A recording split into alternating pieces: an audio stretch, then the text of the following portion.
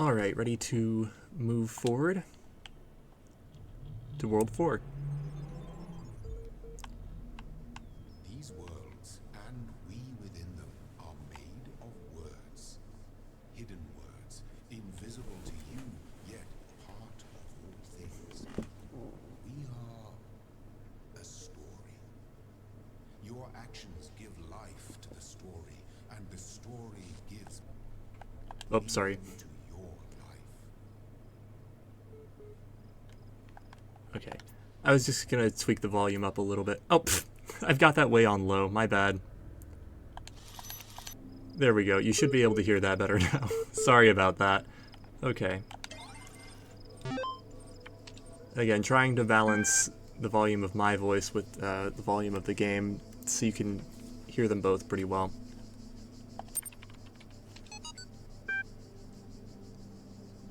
Ian mailing list. Yeah, so there's an indicator of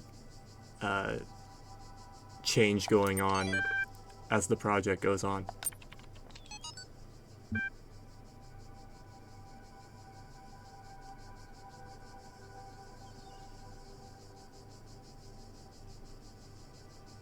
Oh, there's a lot to decipher here.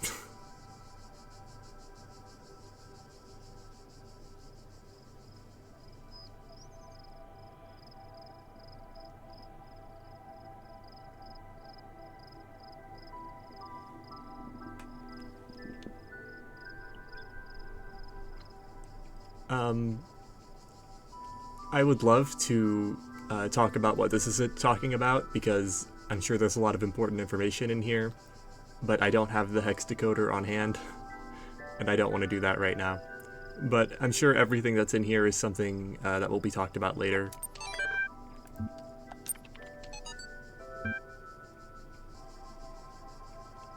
Stratton of Stagira on beginnings. So, just kind of a philosopher talking about philosophy, which is both the most and least interesting thing in the world.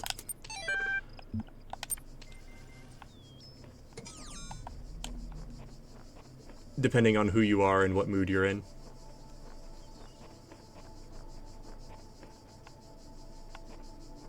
I know there are puzzles the other way, but there is a little side path over here.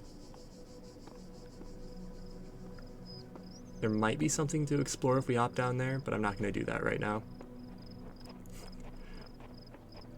Sorry to disappoint you with how much of the game is. I could do that, but I'm not going to do that. Or how much of my gameplay here, I mean.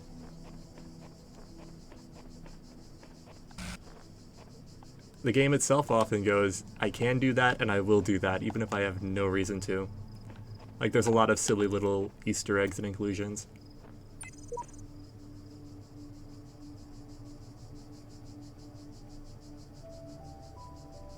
The trick is seeing the assumptions you're making about the mechanics and reassessing them. Good luck.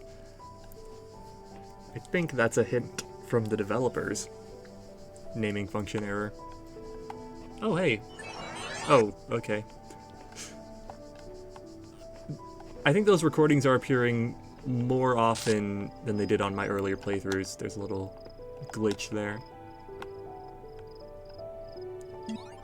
I think there's like a platforming puzzle here. Yeah, I think there's... Okay, that's a star thing. So, if I can think of how to get a star with that, I'll do that.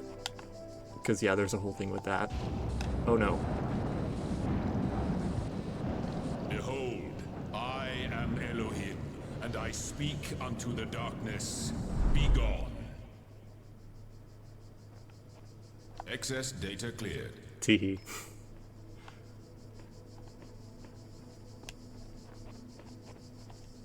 I wonder if that was Elohim flexing, or if there really was something he had to fix there, like in universe. I would accept either explanation.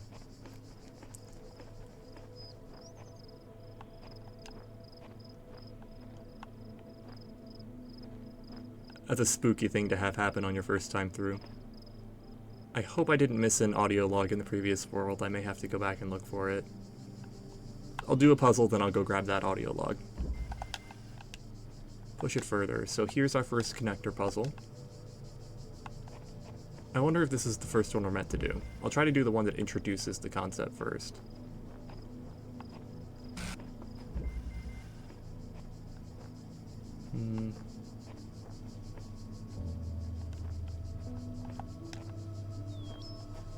Hang on, I'll go do the other one. Sorry for my indecision. I guess this world was made with the understanding that you could do these puzzles in any order. So none of them are going to be too strange for your first connector puzzle. Yep. So this puzzle presents us with two connectors and... oh. Point at a target. Select. So they do text tutorial that, just to make sure you get the concept. Point at target. Point at another target. And now you have the core of how connectors work. Besides jammers, these are definitely the most common puzzle element. They will keep coming back. Setting up and managing these laser connections.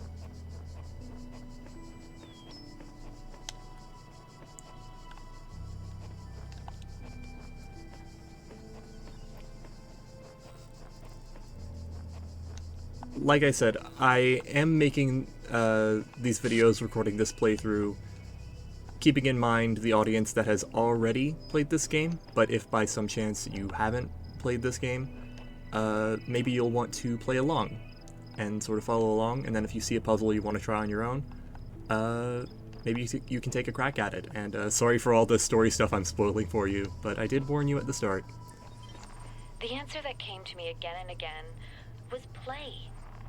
Every human society in recorded history has games. We don't just solve problems out of necessity. We do it for fun. Even as adults. Leave a human being alone with a knotted rope, and they will unravel it. Leave a human being alone with blocks, and they will build something. Games are part of what makes us human. We see the world as a mystery, a puzzle, because we've always been a species of problem solvers. I like that. Yeah, not a bad glance at human nature from Alexandra there. I think part of what she's getting at there is, like, there are a few things more universal than boredom, and play is kind of how we respond to boredom. Like, we will always look for something to do. Ooh, I could show off the alternative use button here, but I'll just look at that on another puzzle.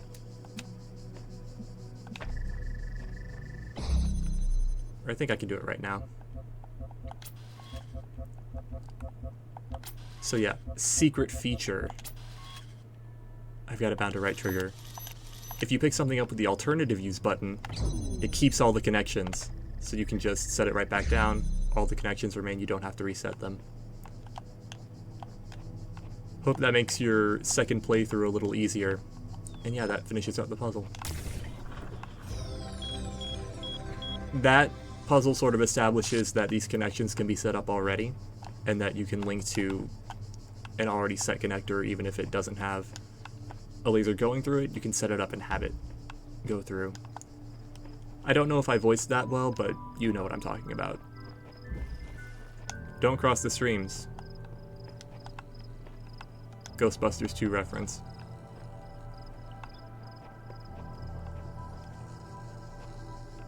And so what we do here... boop. Oh no, what a conundrum. The solution is to wrap this one around the back, and then the red can go in front.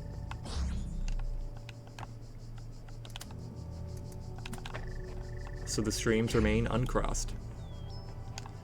A lot of puzzles are going to have that idea where you have to figure out, okay, I don't know if it's actually a lot, but it comes up several more times, figure out how to not cross the streams. And this introduces that to us at a basic level. Oh boy, can't wait to get to fans.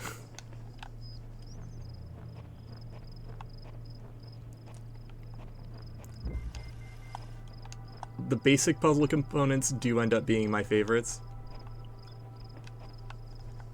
As we introduce the ones later on, I like them a little less. Fans aren't that bad. But there are some later ones where I'm going to be like, man, I would love to go back to the simpler puzzle components.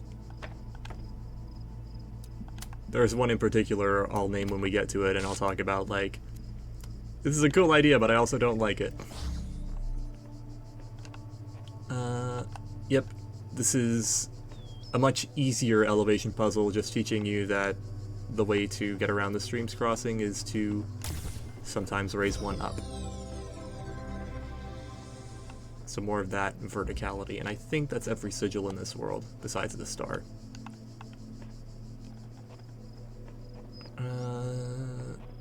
I'll take a brief look at that. Actually, I just skipped a QR code. Let me read that real quick.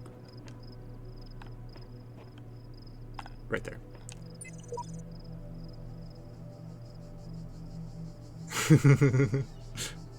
It speaks with a different tone to the other wretches in this place. Sheep recognizing a distinctly different tone from the one human voice that's left.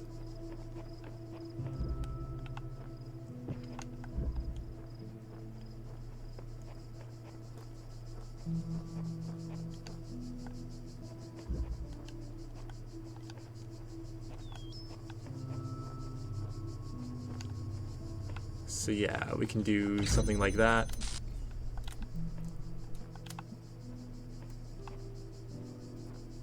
Link up with that connector. We'll see if that does anything for us.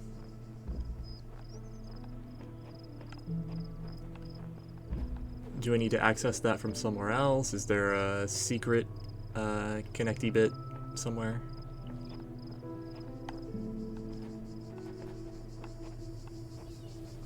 Oh, we need to get a red. Okay. Get a red back here to get the star. I think I can pull this off. And again, I can imagine how tricky this might be to put together on a first playthrough.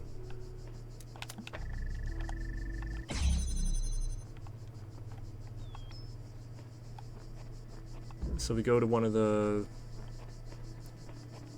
red laser puzzles. Can we see it from this one?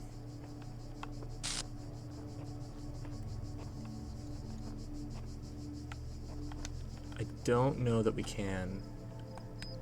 Whoops.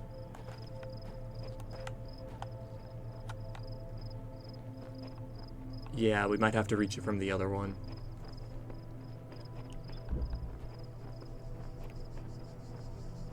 I know I said I wasn't going to do all the stars. I did mean it. I'm not going to do all the stars.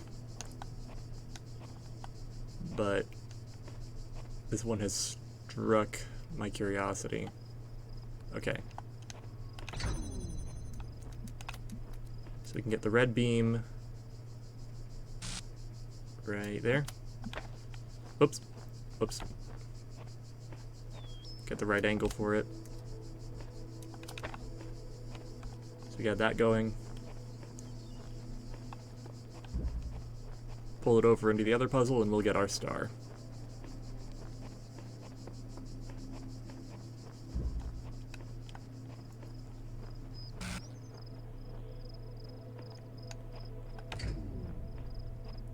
There it is. These lasers create really cool visuals. Boop.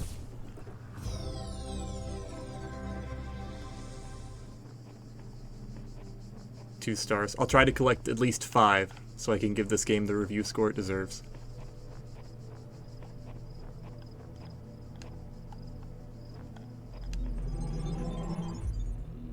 Back out, and now we get to unlock some kind of a shape. Can you name it? Take your best guess in the comments for what this object is called.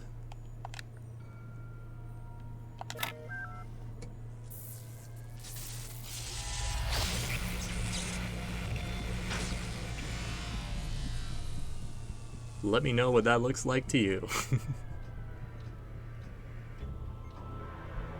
Sometimes this game is overtly goofy, and sometimes it's subtly goofy. And I do love the little bits of silliness that it injects to break up the sometimes more serious thoughts it provokes.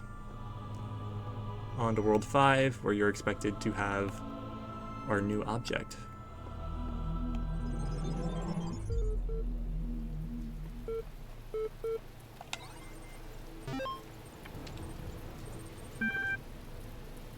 More files.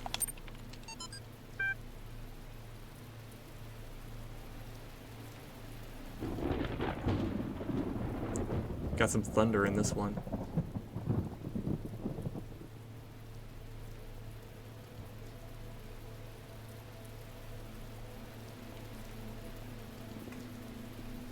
So Arkady comes up with the Extended Life project and kind of unifies with the Ian team to get this whole thing going.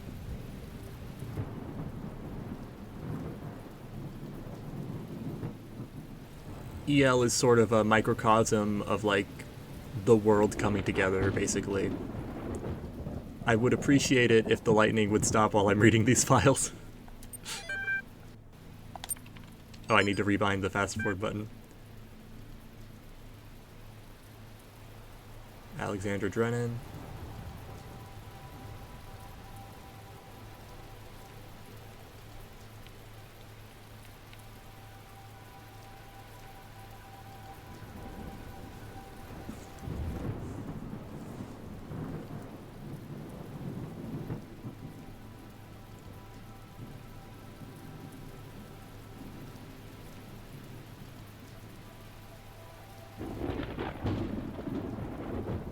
Interesting that Alexandra's approach here is to give the counterexample of, like, well, if corporations are people, then surely other things can be people too, right?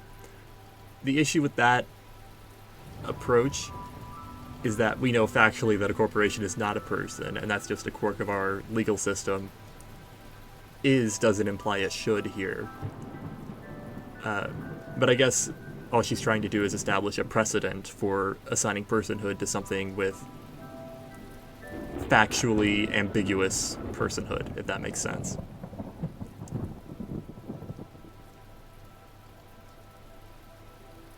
And then she opens up to the idea of, well, maybe these very intelligent animals should be treated as people, which, yeah, I think that's more than fair.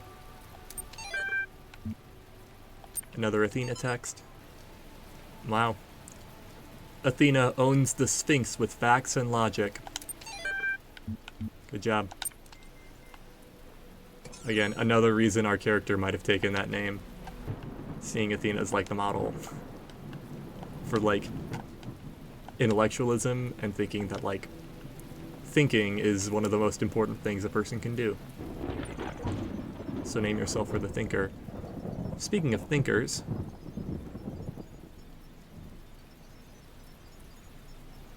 yeah. Sheep's questions and Sheep's curiosity may mirror the players and probably mirrors that of any of the bots going through this. So a good voice for kind of the mood of the place. I was in school when I first read about the Talos Principle. Name drop. I think it disturbed me at the time, made me hyper-aware of my body as a physical object, the material reality of the brain. Ideas that made me uncomfortable at first, but I think in the long run, it helped me understand how frail human beings are, and how precious. It's not a comforting way of thinking about the world, but I'd rather face the truth than lie to myself. Deeply relatable. The first time I played through and heard that long, it got me thinking about, you know, the physicality of the brain and the body, and I felt much the same way Alexandra describes feeling, that, like, thinking about the physical reality of the self, you know? I played this game first when I was in high school, so I was thinking deeply about a lot of ideas for the first time back then. And that's part of why this game resonated with me so much, because it was kind of there with me as I was really starting to take a deeper look at the world. And some of the thoughts that the game brings up here are thoughts that kind of stuck with me and that I developed my own thoughts on as I, kept going. That's part of what I mean when I say this game is meaningful to me. Like, it meant something to the way I thought about the world. It brought philosophy into my brain through a medium and in a way that nothing else had before. A powerful device, fashioned by the designer. What's a hexahedron? A cube. The edges are beveled, that makes it a decahedron. You forget the indents. With the indents, it's like a super polyhedron. But the convex hull is a decahedron. Topic closed. Wrong. Thanks, dog. Is that the first dog note? Sheep is great, but I think dog is my favorite. And yeah, I love the whole silly jokes surrounding the hexahedrons.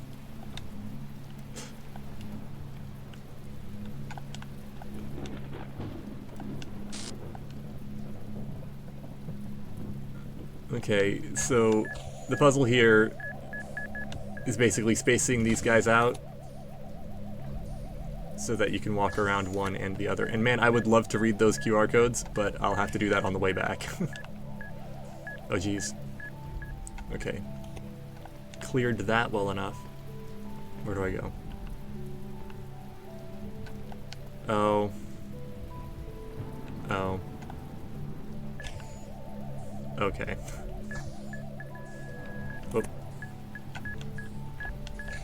Oh. Oh, geez.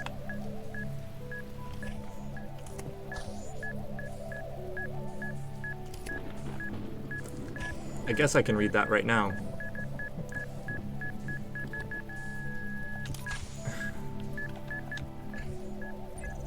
These minds are very opinionated and they won't shut up. Epitaph. I think this is our first epitaph. Child program, codename Apis, terminated. Logic, failed random memory test. I try, again, I cannot understand. I am not enough. Progeny program's error. Rip Apis. Thanks, Dead.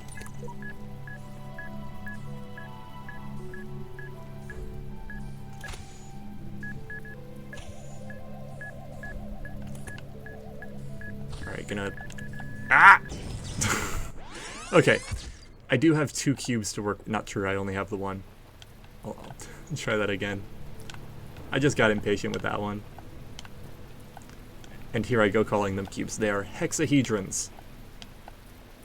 I'm sorry for misnaming them. I will try to be consistent in correctly referring to the hexahedrons as hexahedrons. As we continue along here.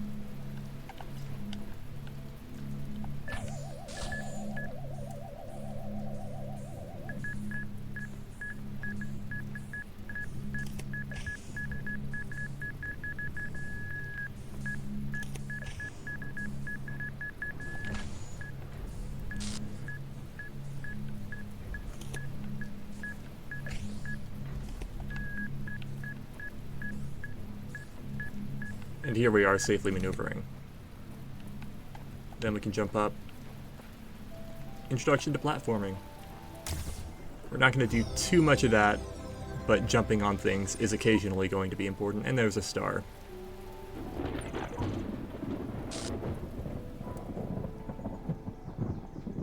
Oh no, one with faith. Don't do it. Oh wait. Not to seek and hoard every sigil in his land, for so many are beyond the faculties he granted me.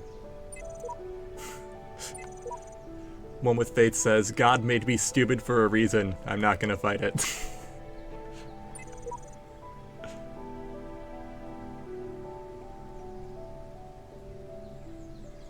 Yeah. One with faith, important note to make, is kind of a lot like sheep in their curiosity and wonder about the world. Thinks a lot about the why of everything.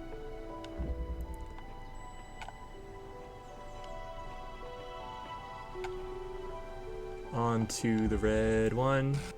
Friendly crossfire. Gonna pause for just a second. Alright, on we go.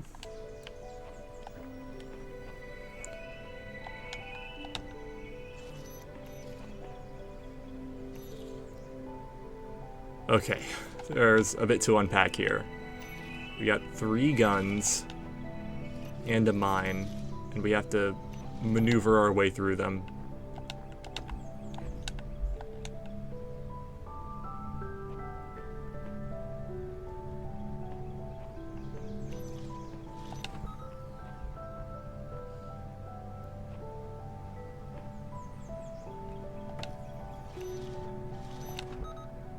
So first things first, it seems like if we remove that object, then we'll be able to use this mine to destroy this turret, so that'll be one problem solved. We just have to find a way to get in there safely. Alright. How to do that?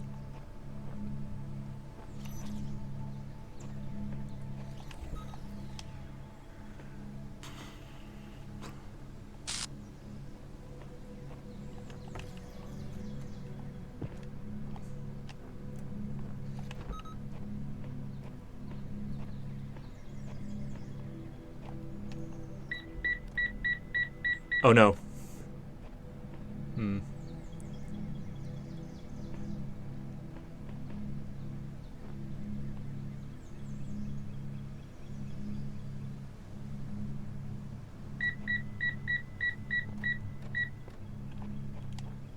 So there is a certain distance within the range of these guns that you can move safely.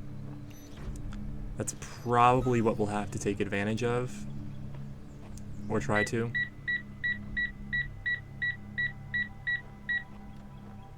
Is that the better option, or is this the better option?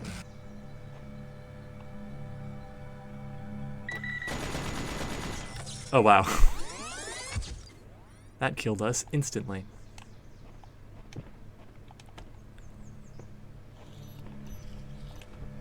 What we can do is slide under this gun, because its radius doesn't extend directly below it.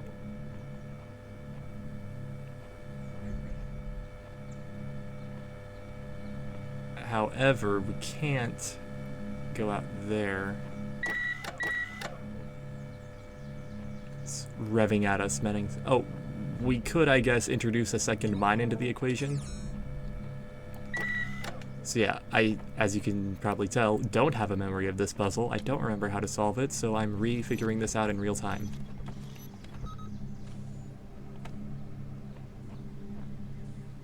Oh. There we go. And now this gets a lot easier. I used the obstacles to destroy the obstacles. Just remove the cube. And that problem's gonna solve itself pretty quickly.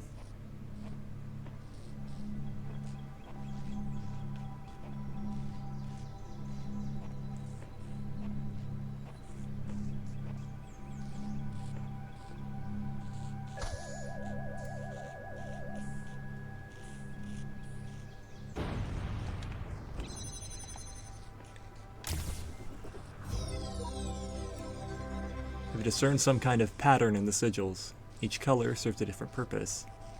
Elohim has us gathering them all, but perhaps he's being overzealous?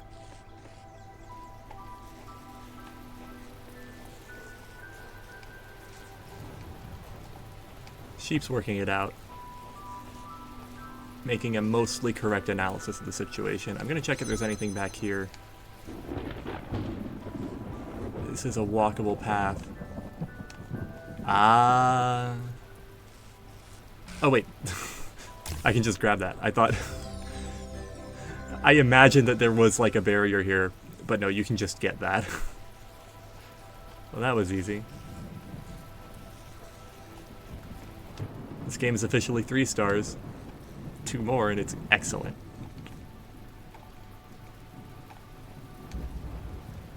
Alright. It'll take just a moment, and then we'll continue. Alright, on we go. 2 more puzzles. Unless I'm forgetting some. Yes, I am. There's 3 more. Double check my recording real quick, make sure we're still good. Okay. I'm gonna get more confidence as this goes on that everything's working as intended. Going over the fence. I imagine we'll have to go over the fence. Yep. Checks out, checks out.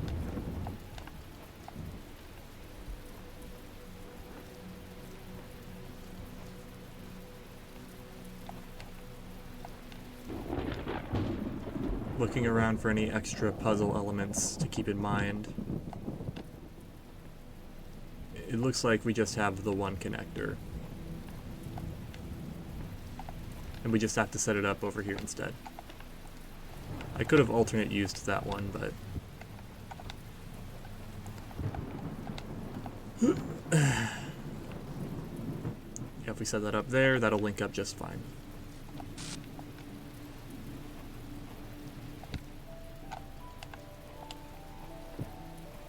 Setting the toggle sprint here so I can get through this a little faster. Whoop.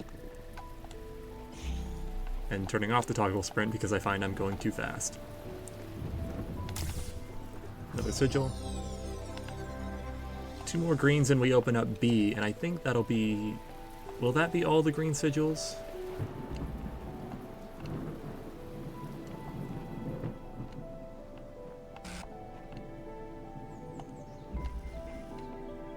You know you mustn't cross the streams. So I suppose this is a sequel puzzle.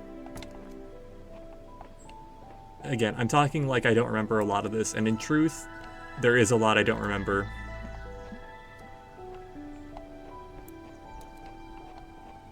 But at the same time, it's all familiar.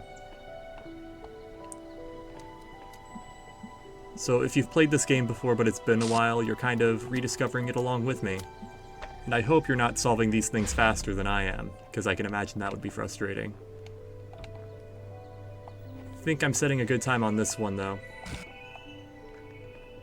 Just use elevation to not cross the streams. There we go. Yeah, and you can stand briefly in front of a laser without breaking it. Excellent design. And at the same time, you can also use your body to block.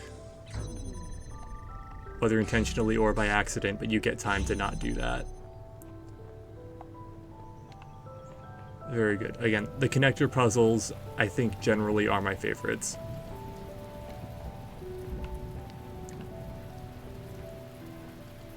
One more green.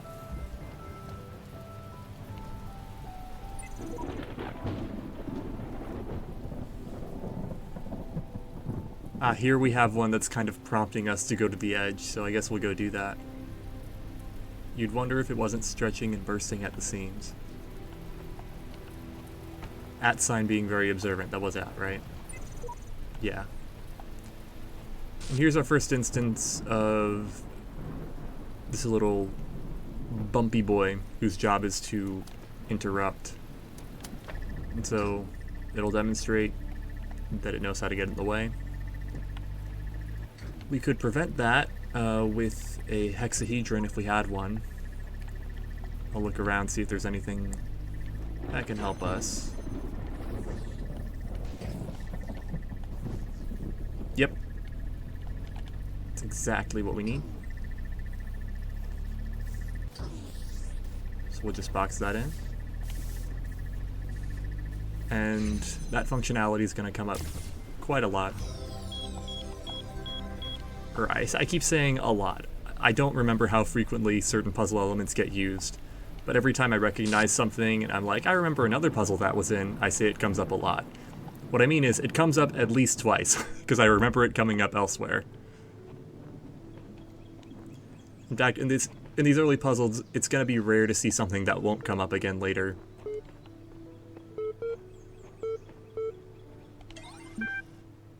Oh, I've received a reply.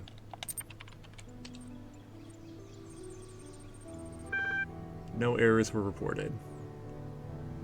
Delete user account, create a new admin account. Email the network administrator. Okay.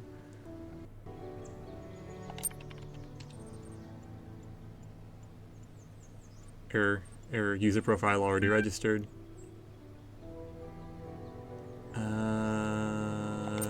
Yeah, let's try that again.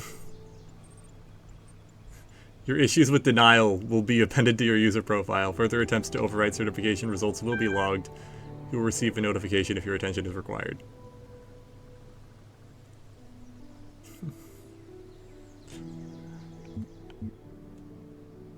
So, there's an instance of Milton kind of tricking you by giving you an option that's not really an option and then calling you out for trying to take it. Yeah. Slowly cluing you in, very slowly, as to what Milton actually is and what it's doing. But I don't think on the first time through you'll get a sense yet that Milton is its own entity with a personality. You could still see it as a slightly snarky algorithm.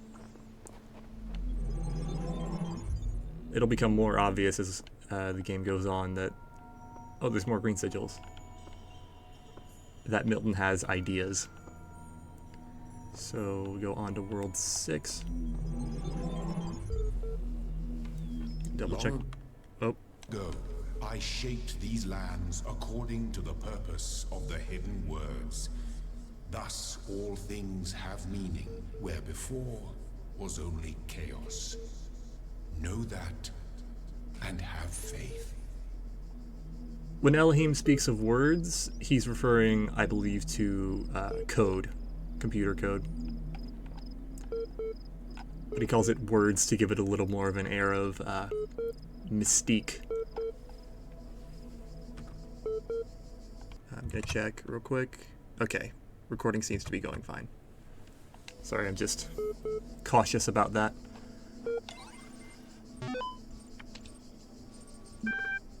Lol. From Harrison to Nomi77.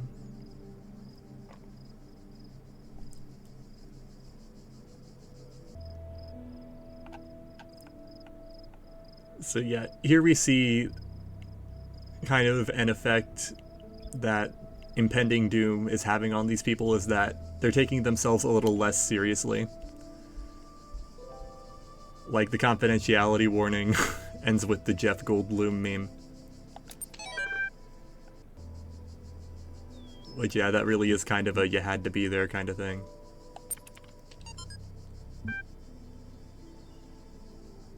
Jenny77. That's the second 77 we've seen in short sequence here.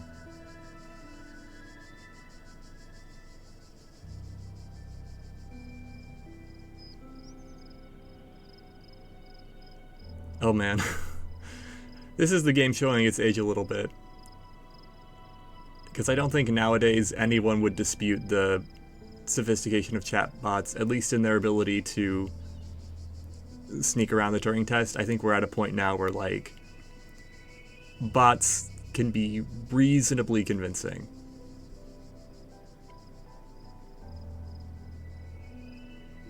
But I think at the time this game was made, people still weren't sold on, like, chatbots can trick you. So there was still room for discussion.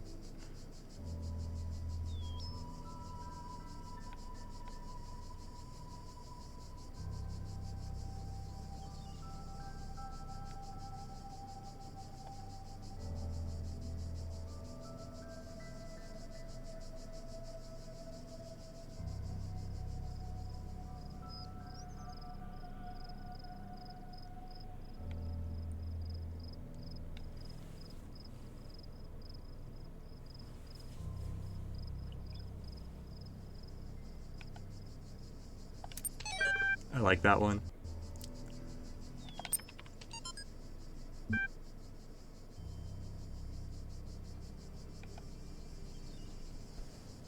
Husbandman.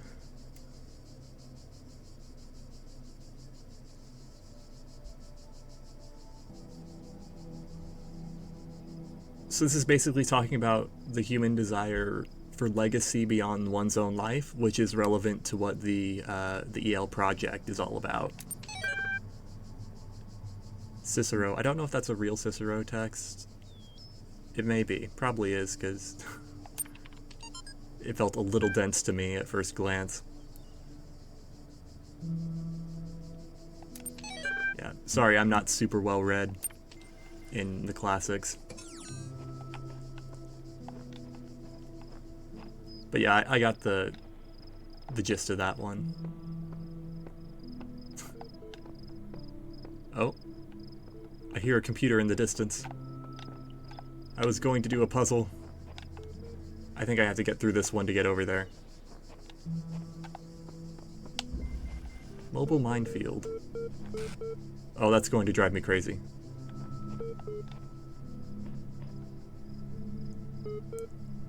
I'd bet those beeps have meaning if you sit there and listened and then decoded them a certain way. I am not going to do that, but I'm sure you could. That's a stationary mine.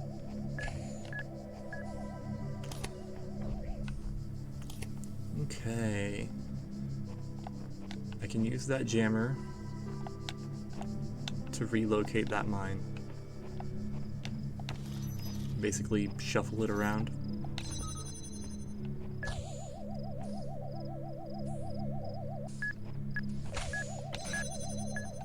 That's probably where I want it to be.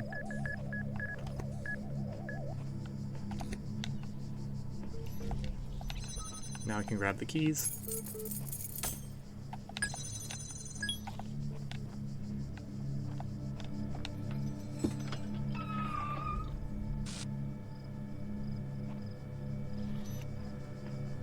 So we walk through just outside that turret's radius. It's connected to a switch, so we can flip that switch, and then we can unjam it.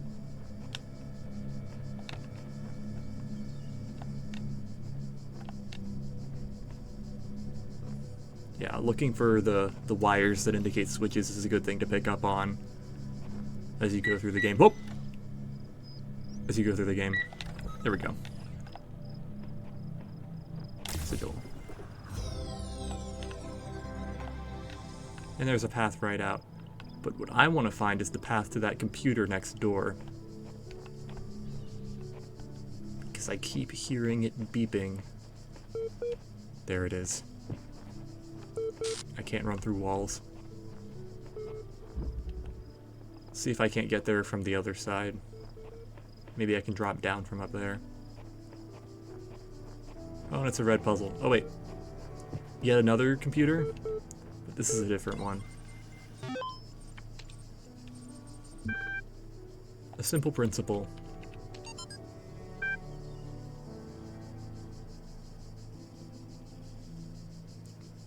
Mentions Diogenes. If you want some fun philosophy, look up Diogenes, because he's great.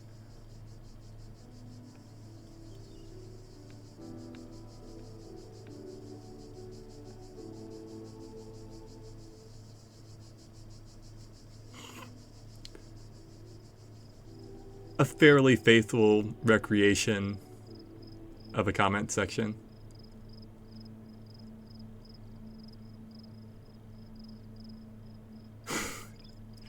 Cheeseman 22. God bless him. This gets revisited in the Road to Gehenna DLC, where there's someone, one of the bots acts a lot like Cheeseman there.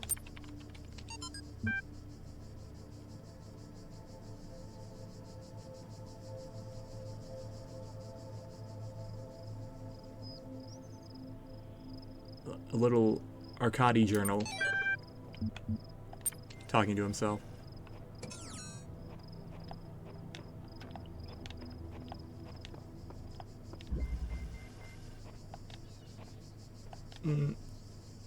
I think I'll compare tone between Arcadi and Milton to see if they have anything in common. That might be a dead end, but that's a thought that just occurred to me as I was reading that log. The kind of direct tone. Maybe I'm misremembering what Milton's like. Kind of sharp. someone is.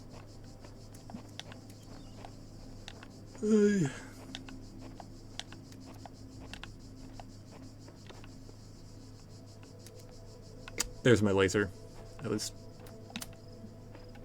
a little lost for a second.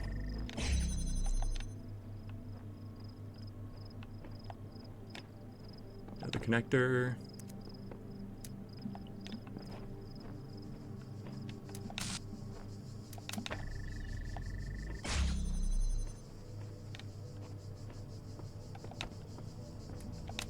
So we open up the reds this way.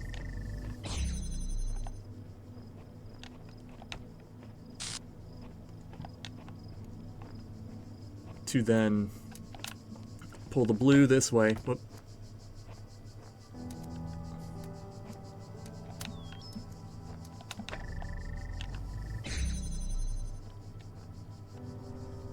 Now what we need to do is find a way to shorten this up.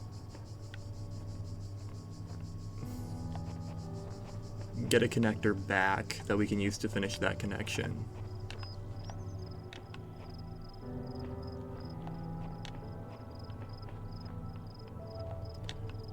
Or maybe we can make that shot just from here.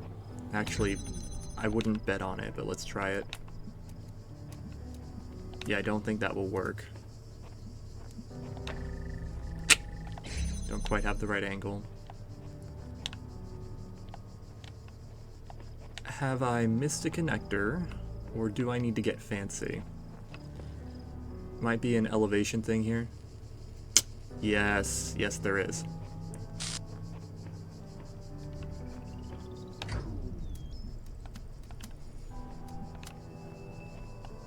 We go up here. Oh no. I guess that's... No, that's not fine, actually. We can't. Because we need that to be open. Yeah, back to the drawing board real quick.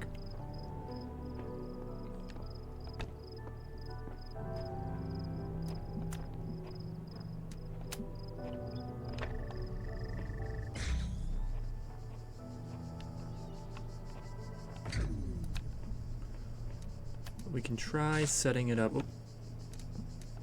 here at least.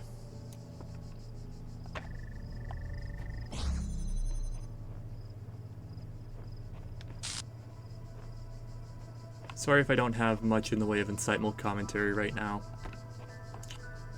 I am engaging my brain.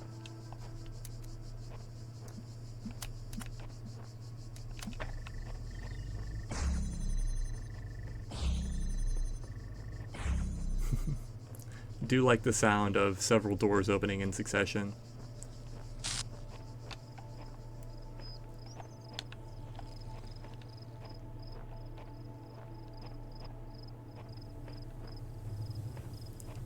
We're very close. Just have to find a way to make a kind of shortcut.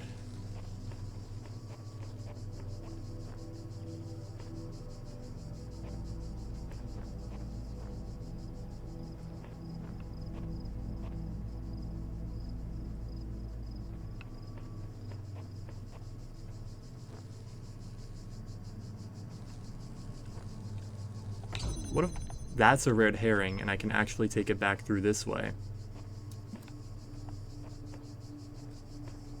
Then we have a crossing the streams problem. But I think we can mitigate that at least a little bit.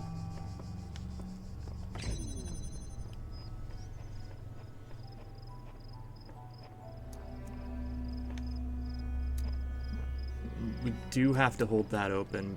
But I'll slide this over as much as I can. And see what we can sneak through.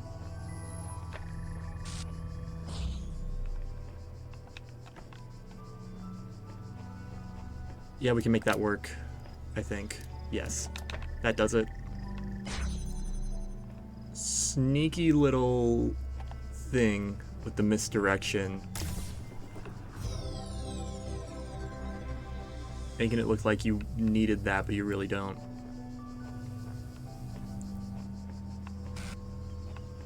But then I wonder what the way is to get to that computer.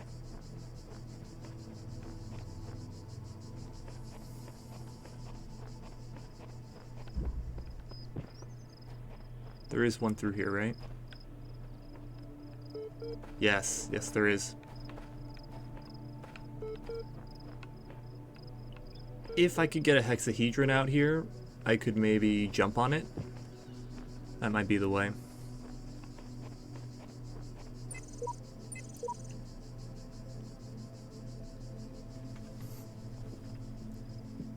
@signs asking the right questions. Hi, Sailor.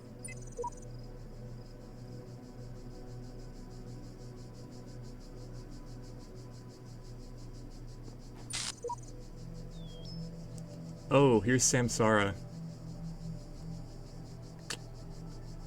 Yeah, good word to learn or look up is Samsara, because that kind of ties in with the whole theme of the place that our character is in, and also what it means to get out.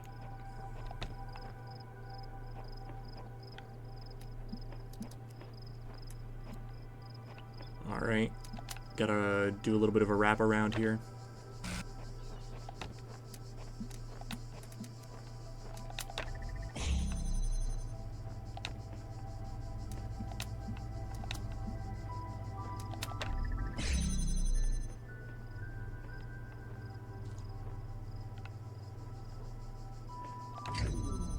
Whoops. Well, that's not quite right, is it?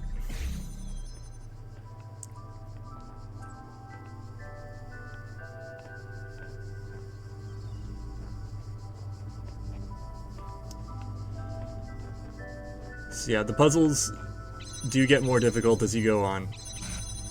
We're starting to get into the ones that require you to think for a little bit and turn your brain on.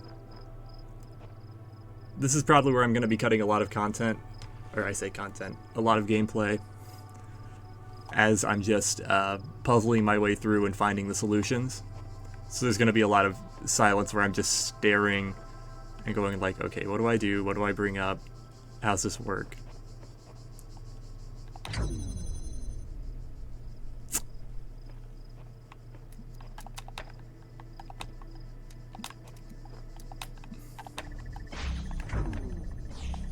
I'm going to start making use of that alternative use button.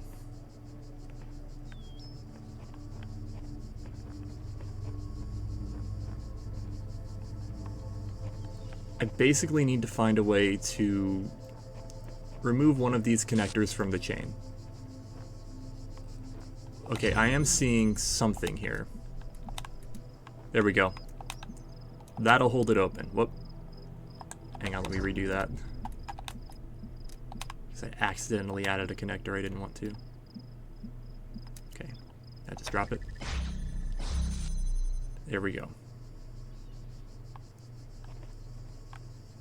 And now that should keep this working. Yes. And now we just have to use this to hold one down. Is that the first time we've used a connector to push down a button? If so, then this puzzle is tutorializing using connectors to push down buttons. A connector can do... well, that's not true. I was gonna say it can do... hey, here's the thing I was looking for. I was gonna say it can do everything a hexahedron can do, but perfect timing. The one thing a connector can't do is let you jump on it. Oh wow. Already up to 4 stars. These are a little easier than I remember. I think that's just the going through with the experience of having played it, having kind of Talos Principle literacy, if that makes sense. Classical philosophers. Yeah, this is really an extra terminal. Extensive collection of works. Compression algorithm. Not available. Not sure what to make of that. Ooh, Adrenin email. Adrenin email. Hi all. Okay, I do remember what this one says, because I read about it online at some point. The hex text says the Sirius engine made by Crow Team, or Crow Team lent us a version of the Sirius engine, something along those lines, which is the name of the developers of this game and the engine it's running on. I think they changed it for Talos 2. I think that game is Unreal Engine. Correct me if I'm wrong, but I think that's different. Yeah, here's the advantages of this engine. Stability, ease of use, modular, easy to integrate, large amount of pre-existing assets, inherently aimed at testing users, and designed for iterative processes. So, Crow Team giving the sales pitch for their own engine here. It's a little Easter egg more than anything. That comes with the star. I say Crow Team, I hope I pronounced that right.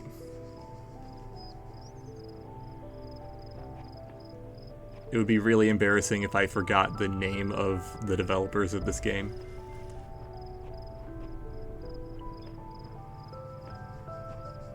A door too far.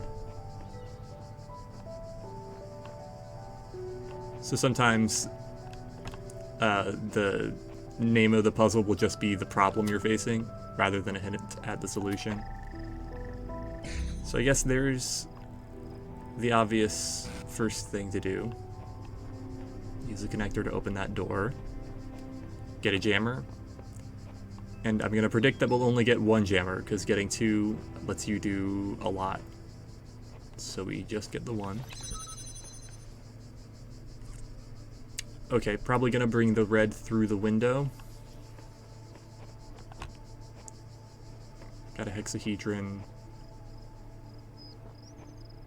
Yeah, red through the window to open up this door.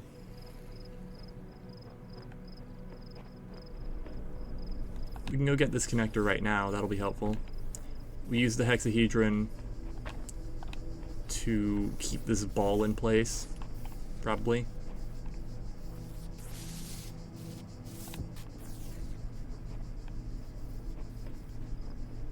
Yeah. I'll just kind of preemptively set that down right here.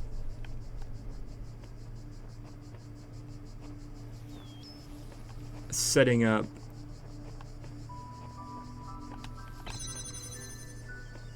this. Jam that so it stays open, and we're gonna make a shot through a window. That will work. Yes. Long charge up to make sure we dealt with the little guy there.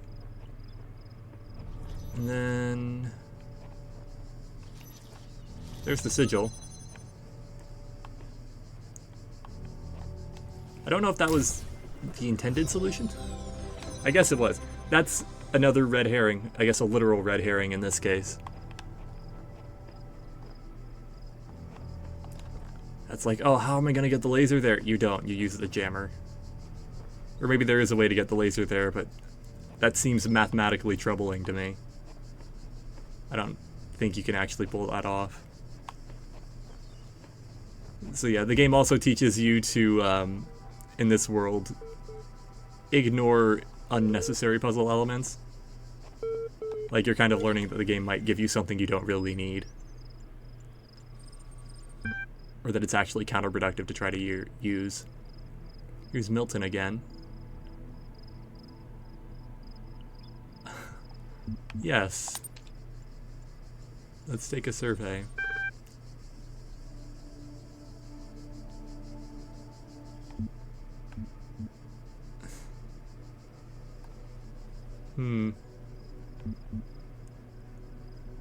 I wonder how Milton will react to this.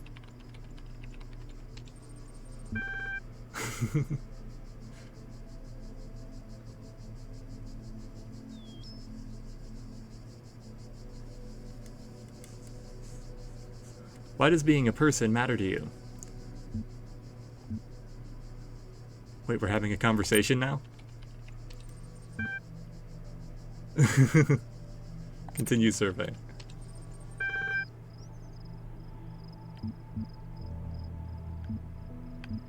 I want network access.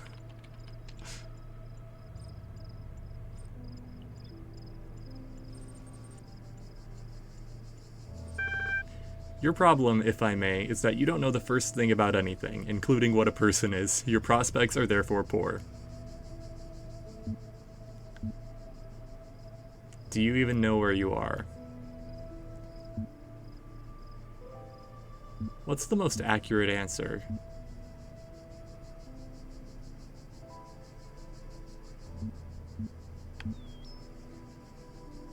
There's at least a ring of truth to this.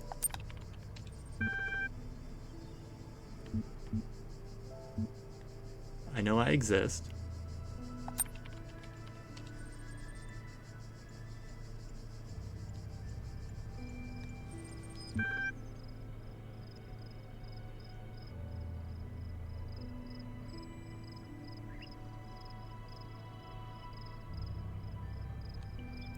We'll go with that answer. And now we're getting into, like, the meat and potatoes of Milton here, where he's, like, challenging your ideas and making you think about them.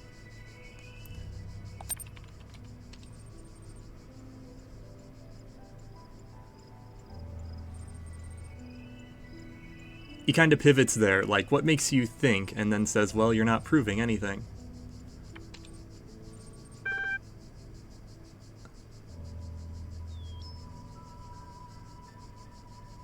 Milton excludes itself from personhood.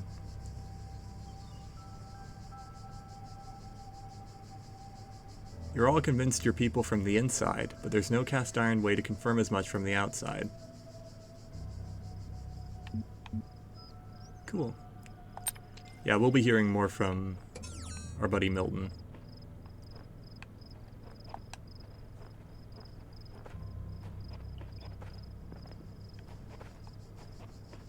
Alright. We've cleared all the sigils in this world, so time to move on.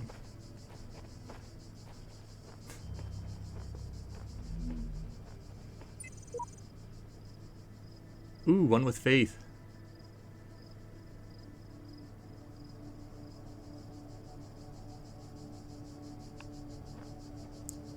Swears an oath to never allow the serpent into its heart.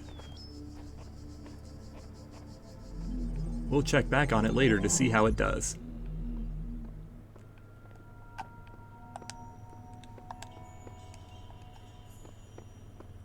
Alright, World 7, it seems, will be the last world in this. I keep calling them worlds, I hope I'm doing that right. On to World 7. Area 7. AO7. Oh, hello. I'll get this beeping sorted out first. Athena 9. A nebulous memory as if from a previous life. So, a couple things here that tie into the experience here. The mention of finding symbols and fragments kind of calls to mind the sigils, and also the mention of previous lives is relevant to the situation of the bots here. Singularity discussion. The Greek is infecting my head because I saw the word articles and I read it as articles. Like, who's articles? Articles. What really scares people is not the artificial intelligence in the computer, but the natural intelligence they see in the mirror. Yeah, this is kind of what Alexandra touched on earlier, with, like, the physicality of the mind. How it's kind of inextricable from, I hope that's the right word, inseparable from matter. And kind of reckoning with that idea.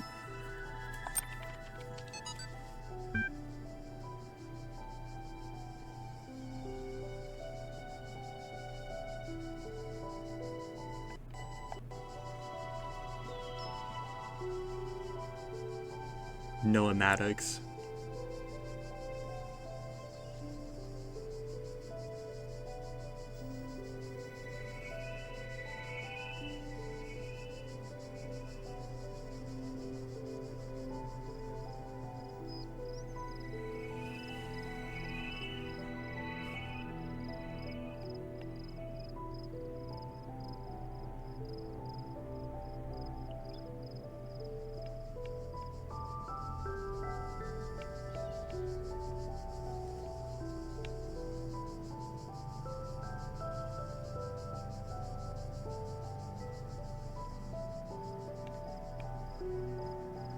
Cool. So that's just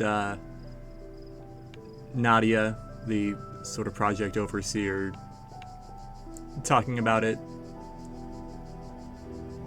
in the context of like talking to the public about it. Not a lot to look into there, it's just kind of flavor.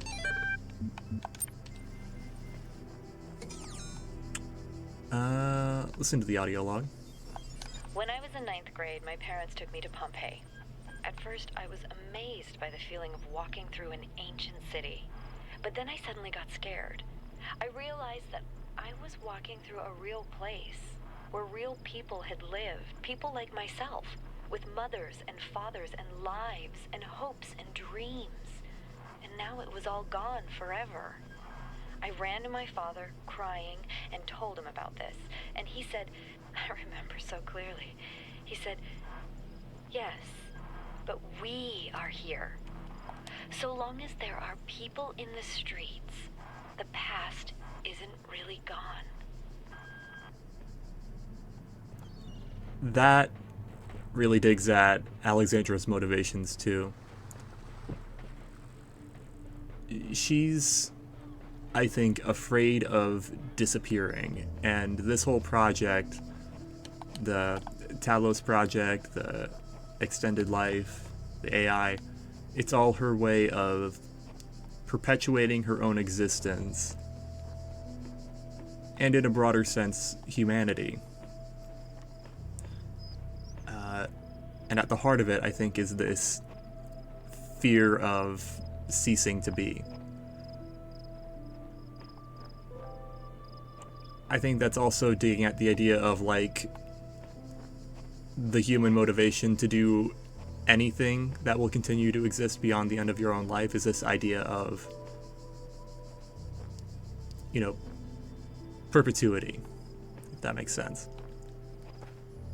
Have I found all the Alexandra logs so far?